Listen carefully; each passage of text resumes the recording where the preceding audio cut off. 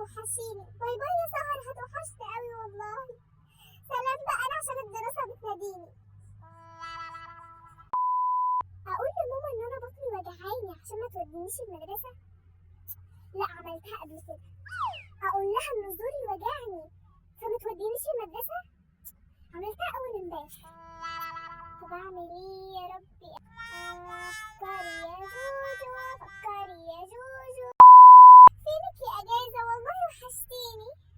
ده انا دلوقتي بصحى الساعة 5 الفجر وبنام الساعة 10. يا سلام، ده انا كنت بقى في الاجازة كنت بنام 5 الفجر وكنت بصحى 10.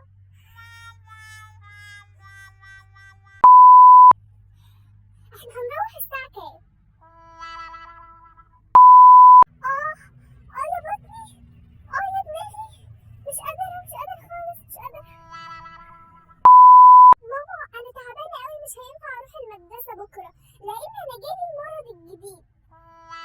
انت عارفة يا ماما المرض الجديد ده ايه؟ المرض الجديد ده يعني يا ماما، يعني ما ينفعش اروح المدرسة خالص، يعني طول ما انا تعبانة يعني المرض ده، فما ينفعش اروح المدرسة لان يعني يا ماما بيكون بطني وزوري وايدي ورجلي وعيني وبقي بيوجعوني فيه يعني فما ينفعش اروح المدرسة.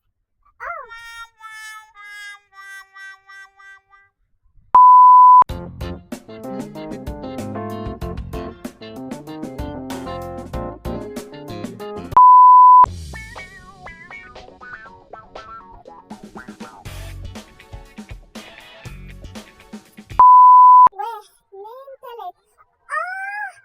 يا بطني، يا ماما، بطني بتوجعني.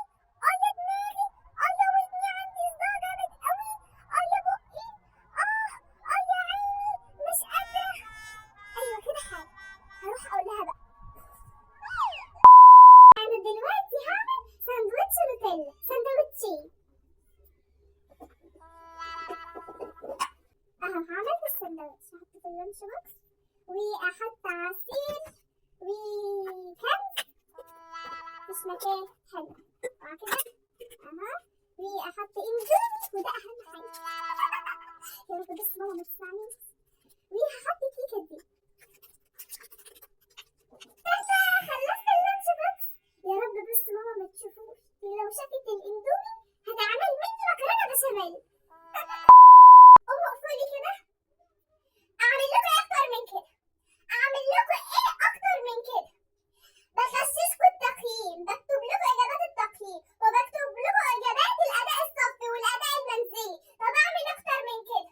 اعمل لكم ايه وان انا اكتر من كده برضه بتنقصوا؟ طب اعمل لكم اكتر من كده؟ امال لو ما كنتش بكتب لكم الاجابات كنتوا هتعملوا ايه؟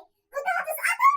انتوا عارفين الفصل اللي قبلكم ده كان اشطر الشاطرين، كلهم عاملين النشاطات وكلهم حالين التقييمات صح، واللي غششتهم واللي ما غششتهمش كمان. شفتوا؟ انتوا اوحش فصل دخلتوا من ساعة ما جيت المدرسة دي.